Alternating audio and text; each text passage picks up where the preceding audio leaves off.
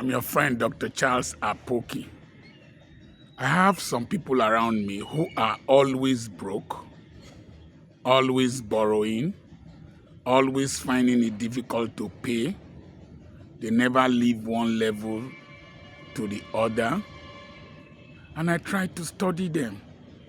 And I found out that one, they are usually too optimistic. This business, even I do it, this one will do this, they will just pay so amount, they will do this and do that. Within so the number of days, they have paid this, that. They don't listen to cautionary advice. Always very optimistic. And because the street is different from the classroom, when the deed is done, you will eventually find out that they might not be paid on time.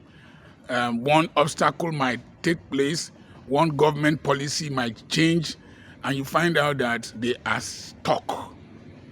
And those kind of people too, I always found out that they are speculative spenders. They spend what they have not had. They budget for what they have not had. They always want to go for grandiosity, want to make it big, do it big. They always want to impress people. You want to dedicate your baby. The baby is your own. You want to do it big. You can buy things on credit. You can do this on credit, sew a new dress, do that, hoping that when the people come, they will give you money. Eventually that day, they might not give you money. That day, if you don't take time, it might rain. So, as much as possible, have faith, but have caution. Be a little bit pessimistic. What if things don't go the way it is planned? Then another thing they do is that they don't know what is called fitness for purpose. Fitness for purpose is that this thing is 20,000 naira. It can do what it is supposed to do. It is produced in China, produced in South Korea. But there's the other one that is 50 naira. It is produced in the US and produced in the UK. But they will serve the same purpose. Why don't you buy the one from China and South Korea and use meanwhile until you have enough money to buy the one from China? What I have found out is that they end up owing to impress people. Sometimes they even advertise the country they bought it from. Listen, when I was to send my children overseas to school, there was the United States, there was the United Kingdom, there was Ireland. But what was affordable to us was Romania. And they had good schools. They had good discipline.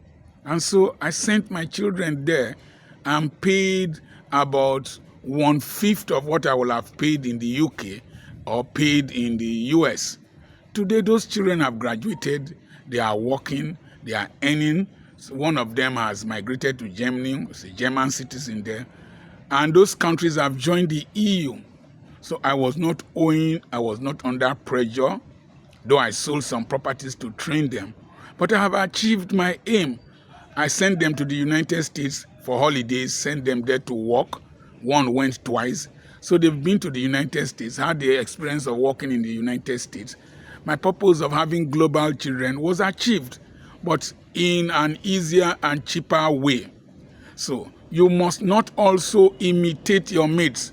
One of the reasons some of my friends are always broke, they want to imitate their mates. Apart from imitating them, they want to impress them. Live your life. Sew your coat according to your cloth, not necessarily your size. If it doesn't meet your size, it turns to waistcoat. That's how that thing originated. Sew your cloth according to sew your coat according to your cloth and your style. Don't struggle to impress people. Another thing I noticed is that such people usually feel too big to do small things that can give them regular and sustainable revenue. They always want to make it big. The governor will just do this. I will just be appointed. I will just get this and that and that. And things don't come like that. They fail to practice the craw principle and the principle of gradualism, and they are not focused. I remain your friend, Dr. Charles Apoki. Subscribe to my YouTube channel for regular brain washing and setting of your brain. God bless you.